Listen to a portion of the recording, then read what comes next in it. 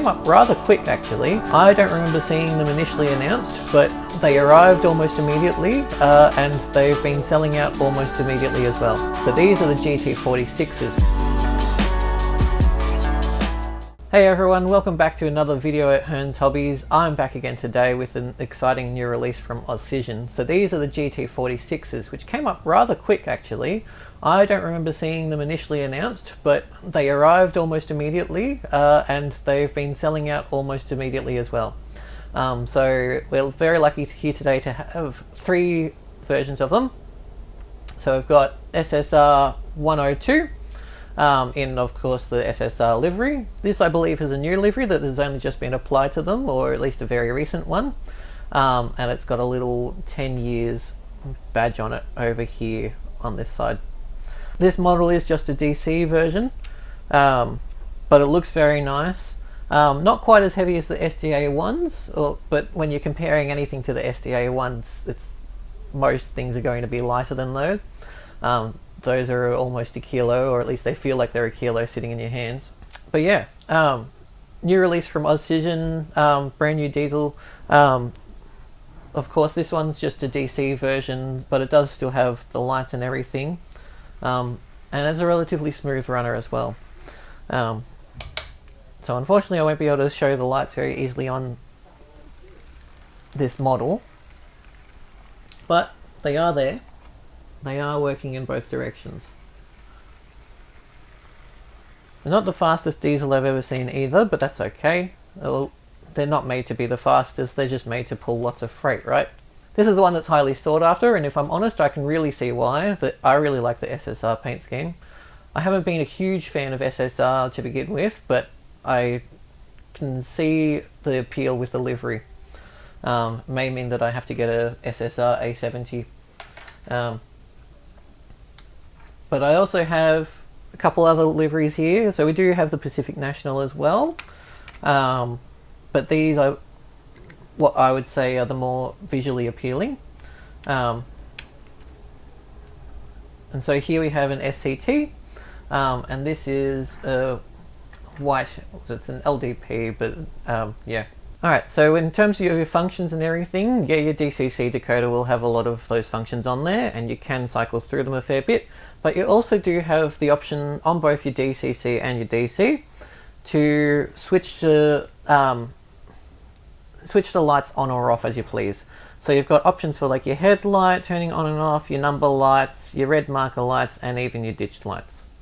And so that will change the running characteristics, or it won't change the running characteristics per se, but it will change the way that it looks as it runs, especially if you wanted to do a consist and you don't want the number light on, or you don't want the red marker lights on, or even if you don't want the headlight on or any of those. It's something you can do on both DCC and DC. So of course on DCC you can do this automatically with different addresses and turn your marker lights off and everything before you hook it up to a consist.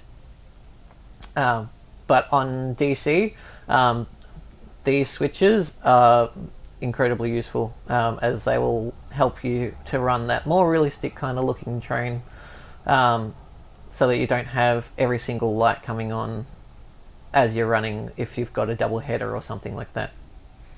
Cool. Now let's put that down onto the track there. You don't see a lot of whiter or lighter coloured diesels in the real world, and usually if you do, they don't last very long. Not necessarily because they change the paint scheme, but usually because they get dirty quite fast, especially when they're working in freight, and definitely if they're working in the mines.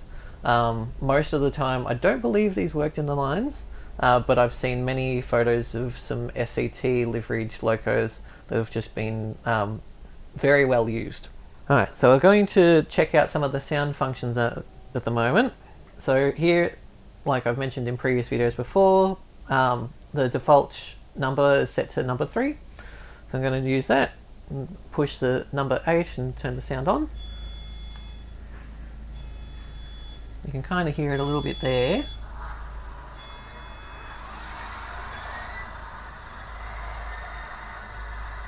There you go. It's an interesting sound file actually. Sounds very good. Make sure the headlights are on. Check number 7. There. Yep. So I've got directional lights on both ends.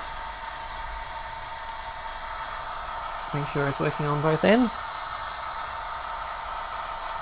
And we've even got marker lights as well.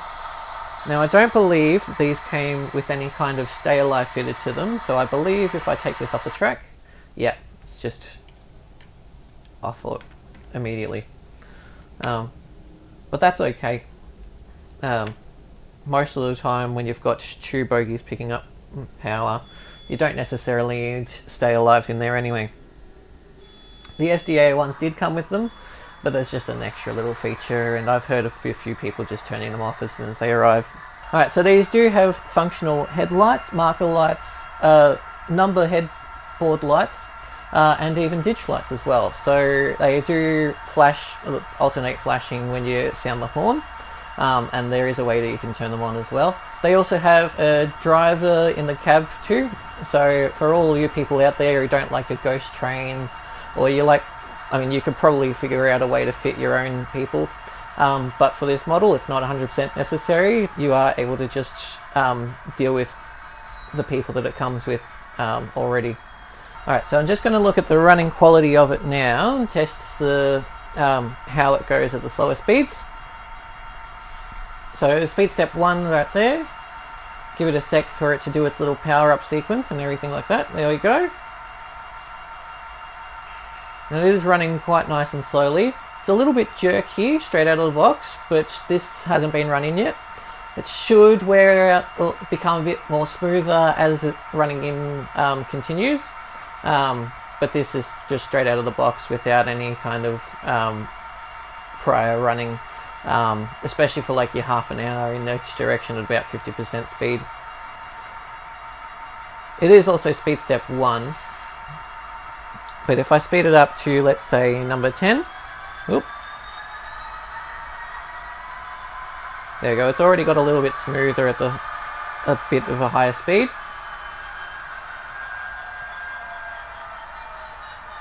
Now let's see how it goes back in the other direction. So number 1 again. Get that horn. There it goes. So yeah, similar running quality in both forwards and reverse at the moment. But again, that should run in, or that should get smoother as it runs in later. So I speed it up to even number 5. There we go, that's a little bit smoother already.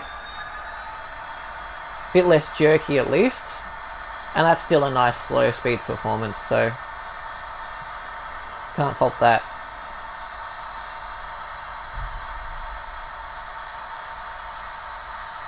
Alright.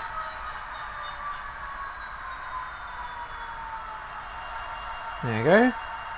Not bad for a diesel. I'll turn the sound off and see how it powers down.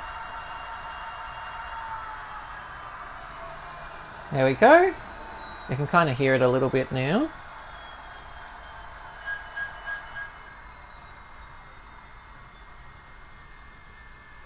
There you go. And there's still a little bit of sound coming out of it, but it's for the most part all gone. Yeah, let's go through a couple of the sound functions. And so we've got a horn. Very nice. Nope, extra long horn. There'll be a few things like brakes and notching up and all that as well. Yeah. I won't go through too many of them, but just to see how the sound operates while it's in motion, I'll try that out. Number 1 doesn't do anything immediately, but send it forwards. Give it a second to do its little power up sequence. And away it goes. There we go. Now unfortunately I don't have a lot of track to test it on, but what I have here should be enough for this test. Send that up. There we go.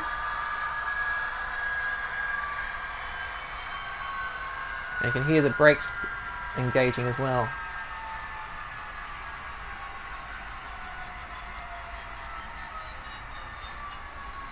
It sounds very nice. It seems to operate quite well too, which is always a good sign. You want your brand new locos to be operating quite well, and the quality of the sound is definitely a bonus. Yeah. There we go. Put it in the middle there for you all to have a look at. And let's see how it goes powering down. That's straight off. Okay, fair enough. That's alright. Most of the time if you're using the sound, you're not listening to it powering down anyway. Alright, so that's what I have for you today. We have quite a few at the moment. They only just arrived earlier in the week, and they are very nicely detailed. They usually... Oh! It's got a few sounds as well. Maybe that's how it powers down. It does have little foam inserts for the handrails and that. I've taken them out for the purpose of this video, just to make it more visually appealing. Otherwise you wouldn't be able to see the SCT and that on the side. But yeah, other than that, that's just about all I have for this video at the moment. If you're keen for some modern Australian diesels for pulling your freight around, can highly recommend, and hope to see you in store sometime. Alright, thanks everyone.